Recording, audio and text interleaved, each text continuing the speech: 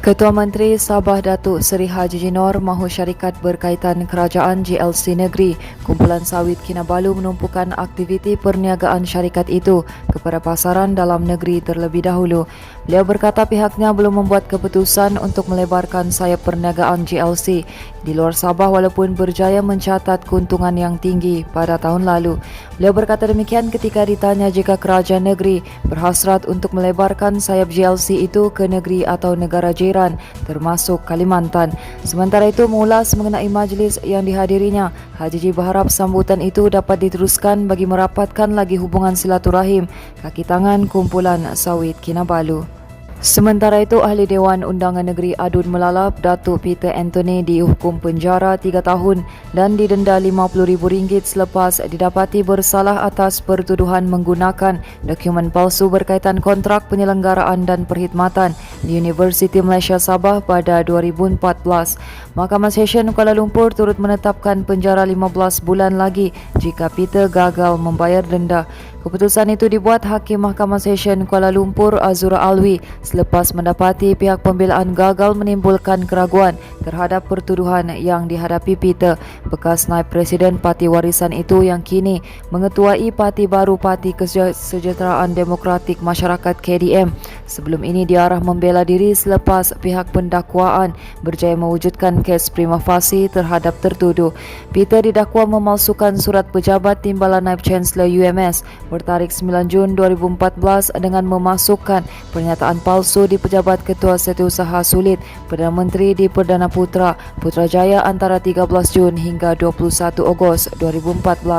Beliau selaku pengarah urusan syarikat asli Jati juga berdepan pertuduhan pilihan menggunakan surat pejabat Timbalan Naib Chancellor UMS bertarikh 9 Jun 2014 dengan pernyataan palsu pada tajuk surat itu di tempat dan masa yang sama.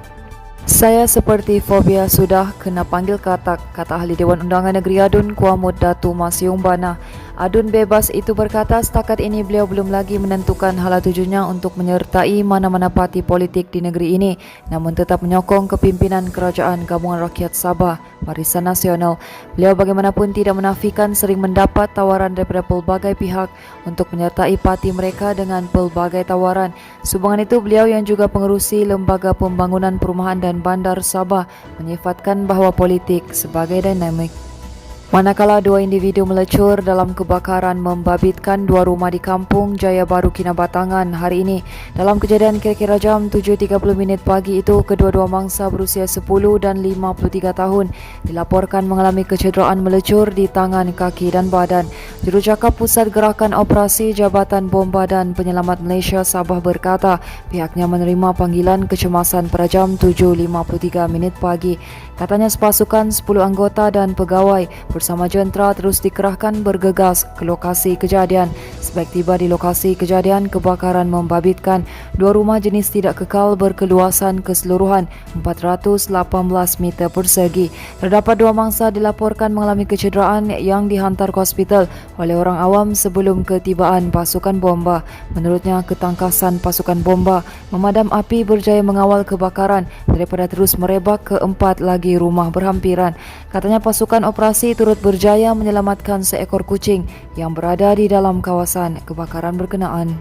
Seterusnya, seorang wanita terpaksa dibantu pasukan mencari dan menyelamat Gunung Kinabalu Mosar selepas mengalami kecederaan terseliu kaki ketika berada di kawasan Sayat-Sayat Terenau semalam.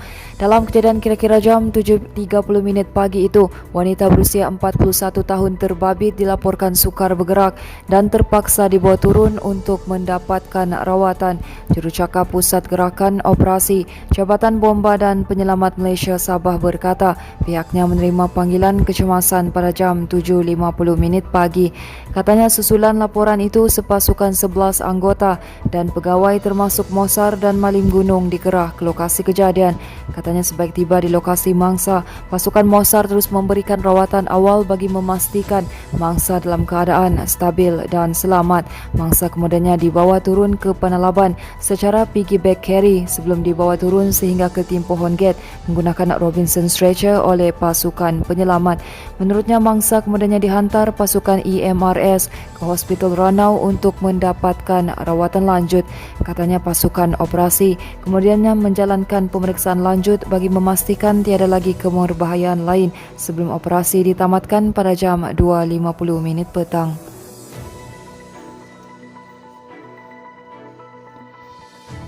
Teruskan bersama kami di Soka.com, berita komprehensif.